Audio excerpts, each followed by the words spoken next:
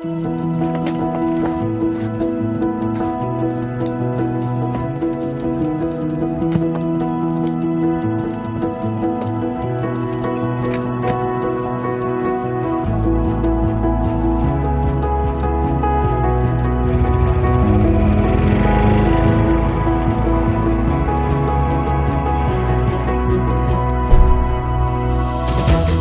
adventurers, and welcome to ADVinJapan. For those of you that don't know, I'm an expat living out my passion for motorcycles and adventure in the land of the rising sun. So I'm excited to have you join me on this journey. In this mini-series, we'll traverse the landscapes of the Kanto and southern Kansai regions, culminating in our final destination, Shikoku, Japan's fourth largest island. Over the course of 10 days and roughly 3,100 kilometers, I hope to not only showcase the stunning beauty of Japan, but also provide glimpses into its rich culture and the warmth of its people. So get ready for an unforgettable ride as we explore the wonders of this incredible country together. So today marks the day one for my Shikoku trip. I have been prepping for this for a couple months now. I've been pretty excited. This has been on my list for quite some time. So I just finished up Hokkaido last summer vacation. It was a fantastic ride.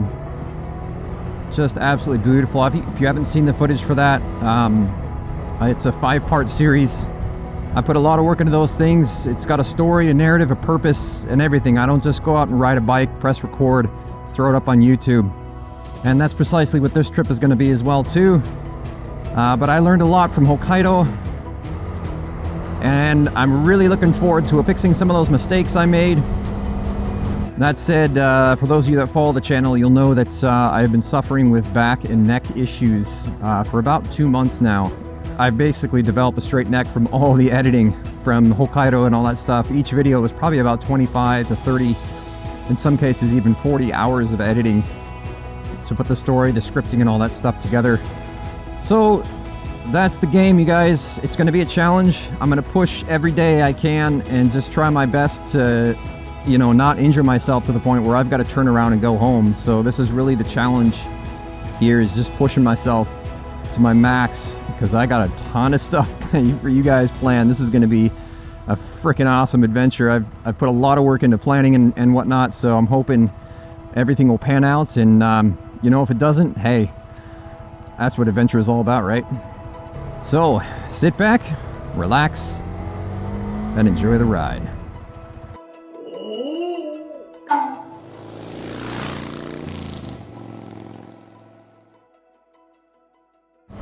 Alright guys, so I figured before the rain really sets in here, I go ahead and go over what's going to happen today, what's the plan here. So today is a nasty day for weather. It's going to be pretty much the only day, I think, where it's going to be rainy and cold. So my original plans were actually to stay at the base of Mount Fuji, as you can see on the map here. And I was so focused on getting that footage at Mount Fuji that I hadn't realized that the only like two hours of riding to that location, to that campsite, basically made it so my day 2 is actually super extra long. It's about 500 kilometers. That's like 4 to 6 hours of driving, depending on traffic. I had not realized, even though I go over my maps quite a bit, that was the case. So as crappy as the weather is, I'm kind of thankful for it, because it made me rethink the plan. So I added another additional 2 hours of riding on today to make day 2 a little bit easier. And I'll be staying at a hotel today because of the rain. And that'll put me just before Nagoya. So I will be getting into Kansai region just before Nagoya.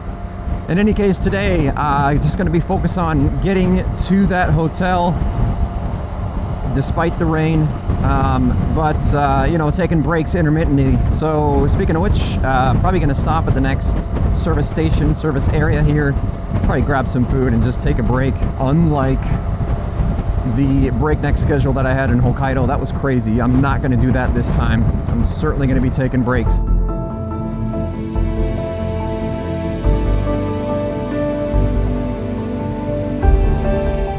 Venturing deeper into the mountainous terrains of Shizuoka Prefecture, heading straight into the storm, the gentle rain gradually escalated into a torrential downpour.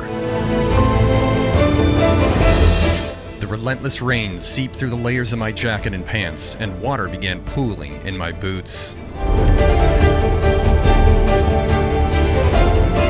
As I neared the base of Mount Fuji and ascended gradually, the temperature plummeted, transforming the rain into icy sleet and snow.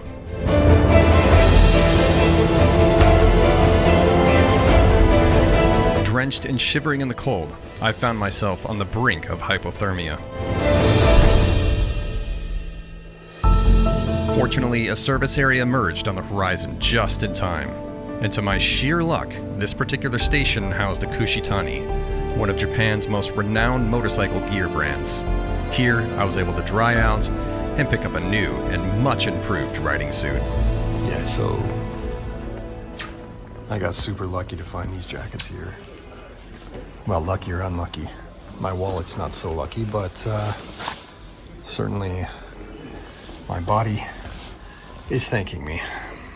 いいですか？どれを撮りますか？そう、YouTuber で、そう。もうすごい串谷が助かったっていうメッセージ、私のねサブスクライバーに送りたいなと思って、なのでもう本当に偶然ここに来て串谷があるってすごいな、なんか神さんの恵まりみたいなの本当に助かりました。もうずっと前からあれで串谷欲しかったんだけどチャンスなかったんで。あ、よかったです。なのでなんかまあ今日はチャンスっていうかチョイスなかったこの天気だからね。ね、そうお天気っていうことも大きいやいやもう本当にありがとうございました。はい、ありがとうございました。じゃあ頑張ります。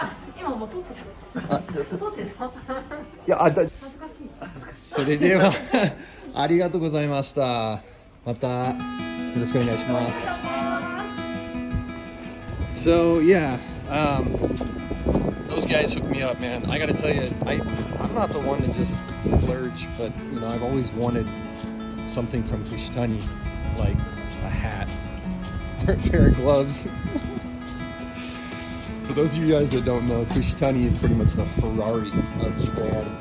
So yeah, this definitely was I didn't really have a choice but to get this stuff. Alright, so well, it's back on the road for me.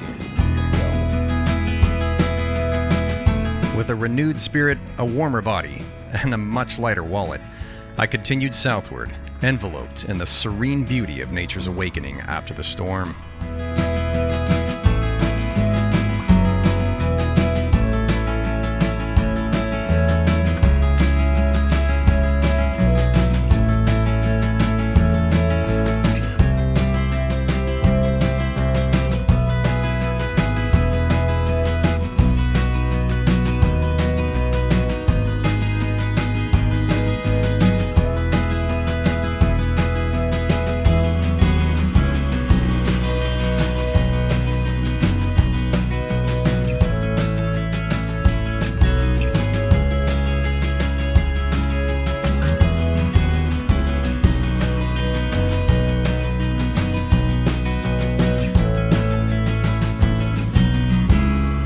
What a rough first day. For some reason, I just have a habit of having really crappy weather the first day, or at least, you know, weather that kind of screws up my first day.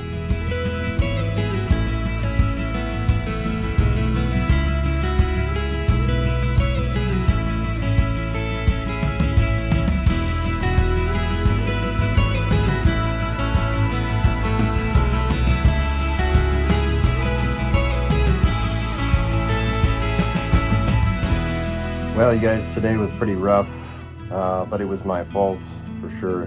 Mother Nature, you know, threw everything she had at me, and I was not prepared for it.